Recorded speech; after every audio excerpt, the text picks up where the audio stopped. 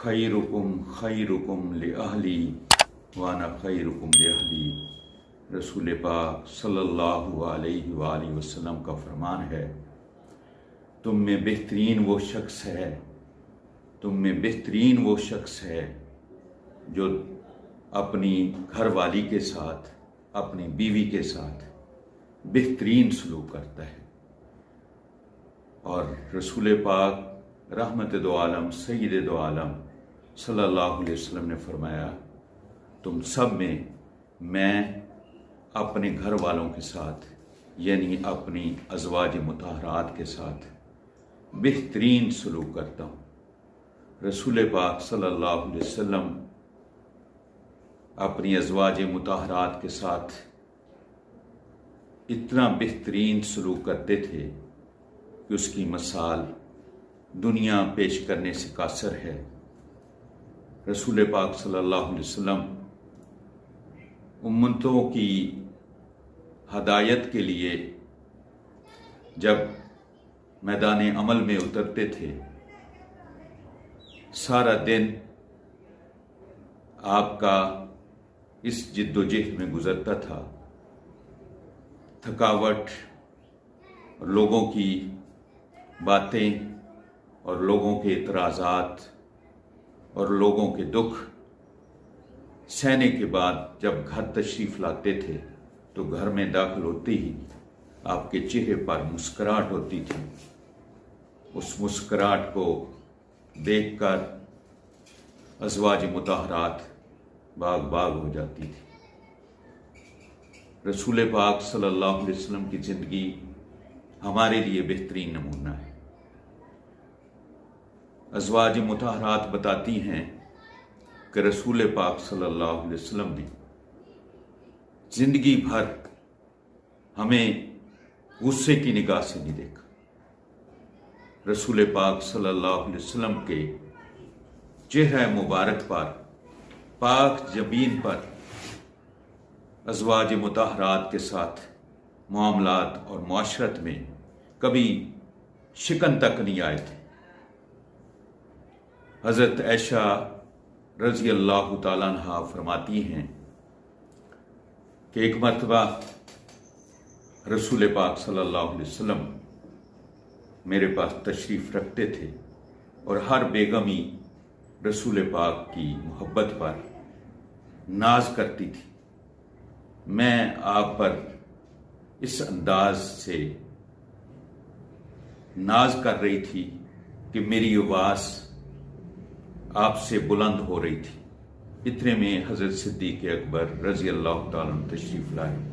आपने अपनी बेटी को देखा कि सय्यद दो आलम, फ़ख्र दो आलम, इमामुल अंबिया, सय्यदुल कौनैन, फ़ख्र मौजूदात, कायनात के सरदार हज़रत मोहम्मद सल्लल्लाहु अलैहि वसल्लम की पाक आवाज़ से सैयदा की आवाज़ बुलंद हो रही है। आपने इसको बेअदबी समझा। आप अपनी बेटी को डांटने के लिए आगे बढ़े तो रसूल पाक दरमियान में आ गए और आपने सिद्दीक़ अकबर को रोक दिया। हज़रत सिद्दीक़ अकबर गुस्से में आकर घर से बाहर चले गए। रसूल पाक सल्लल्लाहु अलैहि वसल्लम हज़रत आयशा रज़ी अल्लाह तआला अन्हा से मुखातब होते हैं और मुस्करा कर फरमाते हैं, देखा मैंने दरमियान में आकर आपको बचा लिया।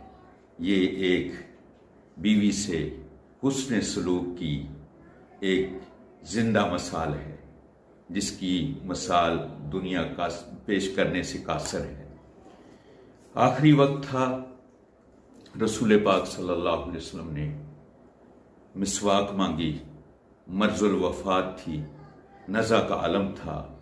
इस आलम में आपने हज़रत आयशा रज़ी अल्लाह तआला अन्हा जो आपकी बीवी थी फरमाया, आयशा मुझे मिसवाक ला के दो। आपने मिसवाक पेश की तो फिर आपने हुक्म फरमाया, इसको नरम करके चबा के लाओ। वो किसी पत्थर के साथ उसको नरम करने लगी। आपने हुक्म फरमाया कि आपने दांतों से इसको नरम करो।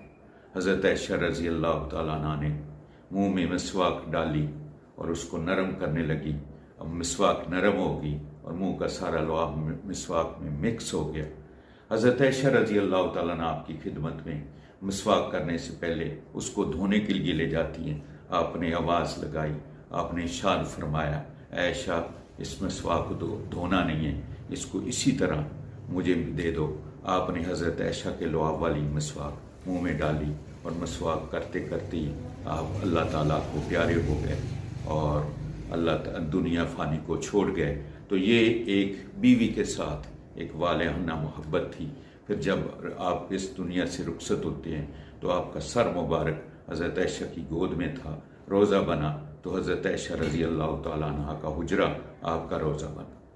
ہمارے ایک بزرگ تھے، وہ کہتے تھے، وہ مثال دیا کرتے تھے اکثر کہ عورت کتنی بڑی شان والی ہوتی ہے، بیوی ساری زندگی انسان کی کتنی وفادار نعمت ہے اللہ تعالیٰ نے بنائی ہے۔ میں نے اپنی بیوی سے نکاح کیا، جب گھر میں آئے تو رات اندھیری تھی، لائٹ چلی گئی۔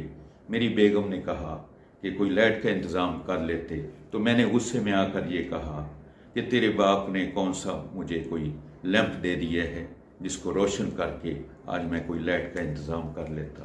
تو میری بیگم نے ایک لفظ کا جو سونے کے پانی سے لکھنے کے قابل ہے، وہ کہنے لگی ارے ظالم، جس باپ نے جگر کا ٹکڑا کاٹ کے تیری جھولی میں ڈال دیا ہے اس سے پیچھے رکھا ہی کیا ہے۔ تو ماں باپ کا یہ جگر کا ٹکڑا ہوتی ہے عورت، اور ساری زندگی یہ ماں کے گھر میں، باپ کے گھر میں یہ ایک جنت کا سما ہوتا ہے، اس میں رہتی ہے۔ کتنی عظیم شے ہے بیوی، جس سے خاوند کی خاطر بھائی چھوڑے، بہنیں چھوڑی اور ماں باپ چھوڑے، ماں باپ کی جنت چھوڑی اور خاوند پر نچھاور ہو کر گھر کو بلا دیا، بہنوں کو بلا دیا، بھائی کو بلا دیا، ماں باپ کو بلا دیا، صرف اور صرف خاوند کے لیے۔ تو خاوند کا یہ فرض بنتا ہے کہ وہ کم از کم اسلام کی تعلیمات کے مطابق بیوی سے اچھا سلوک کرے۔ اگر بیوی سے جتنا اچھا وہ سلوک کرے گا اتنی اس کو زیادہ خوشیاں ملیں گی اور اس کا گھر جنت بنے گا۔ آج ہمارے مسائل اس لیے زیادہ ہو رہے ہیں کہ ہم بیویوں کو کوئی اہمیت نہیں دیتے۔ اگر بیوی کو قرآن و سنت کی روشنی میں اہمیت اور شان دے تو گھر ایک ہمارا امن کا گہوارہ بن جائے۔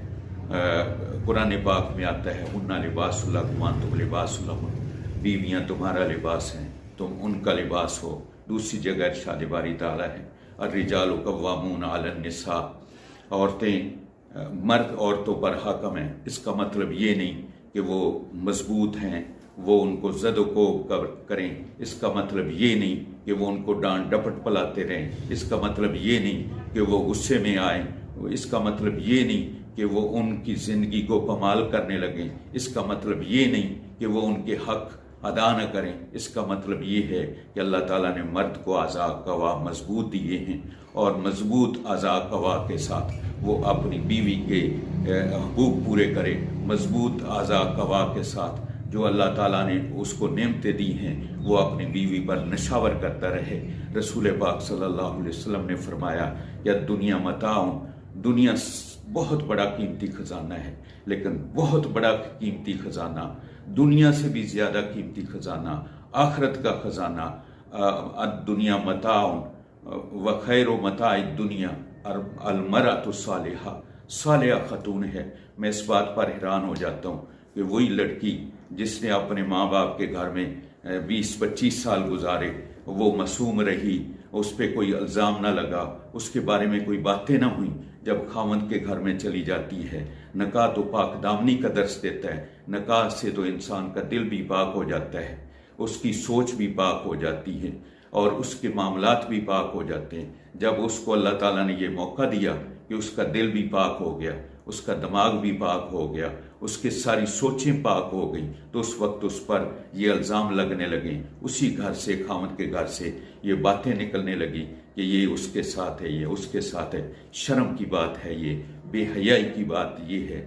سوچنا ہے ہمیں کہ جس لڑکی نے 25 سال معصومیت میں گزارے ہیں، وہ پاک دامنی میں گزارے ہیں، شرافت میں گزارے ہیں، وہ خاوند کے گھر میں آ کر وہ اس طرح کے معاملات بھلا کیسے سوچ سکتی ہے؟ ان باتوں پہ ہمیں غور کر کے اپنے گھر کی رونقیں بڑھانی ہیں، اپنی نسلوں کو بنانا ہے۔ عورت وہ ہے جس کے ذریعے اللہ تعالیٰ نے اس جہان کی رونقیں بنائی ہیں۔ دو ہی تو چیزیں ایسی ہیں دنیا میں، عورت اور دولت، اسی میں بقا ہے، اور اگر یہ نہ ہو، عورت نہ ہو، دولت نہ ہو، فنا ہے۔ عورت کو عزت دیں گے، وہ اولاد عزت والی بنے گی، بیٹیاں عزت والی بنیں گی، بچوں اور بچیوں سے آگے خاندان بنیں گے، خاندانوں سے آگے نسلیں بنیں گی، اور نسلوں کو سنوارنا ہے تو ہمیں عورت کو، بیوی کو شان دینی ہے۔ میں حیران ہو جاتا ہوں اس بات پر کہ بچی اپنے ماں باپ کے گھر میں کپڑے استری کرتی ہے، اس وقت تو اس کو اس بجلی نے نہ پکڑا، جب وہ اپنے خاوند کے گھر میں آ جاتی ہے تو اس ڈرامہ رچا لیا جاتا ہے، جی کپڑے استری کر رہی تھی اور بجلی لگ گئی، دفن ہو گئی، مر گئی۔ یہ سوچنے والی باتیں ہیں، یہ ظلم اور زیادتی اور ناانصافی کی باتیں ہیں۔ ہمیں رسول پاک کا سچا امتی بن کر ان ظلم و زیادتی سے اللہ سے معافی مانگنی ہوگی، اور ان ظلم و زیادتی سے بچنا ہوگا، اور بیوی کو پورے حق دینے ہوں گے۔ وہی بیوی جو اپنے ماں باپ کے گھر میں کچن سنبھالتی تھی، خوش اسلوبی سے اپنے گھر کے معاملات سارے وہ ڈیل کرتی تھی، جب خاوند کے گھر میں آئی تو اچانک یہ خبر ملی، اخبارات میں یہ خبر آئی، ٹی وی پہ یہ خبر جاری ہوئی کہ سلنڈر پھٹا، اور وہ مطلب ہے آگ کا شعلہ، سلنڈر پھٹا اور وہ آگ کی نظر ہو گئی، وہ جل گئی اور جل کے راکھ ہو گئی۔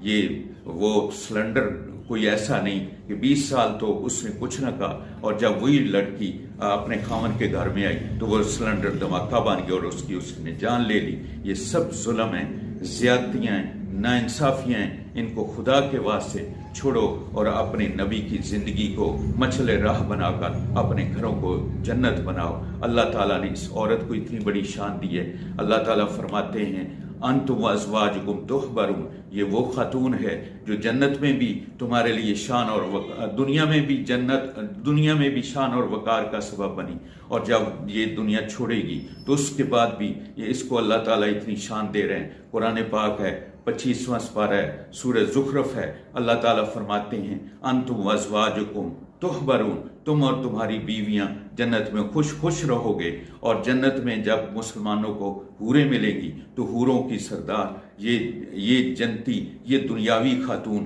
یہ دنیاوی بیوی حوروں کی سردار بنے گی۔ اللہ تعالیٰ ہمیں بیوی کی شان نبی پاک کی تعلیمات کی روشنی میں سمجھ کر اس پر عمل کرنے کی توفیق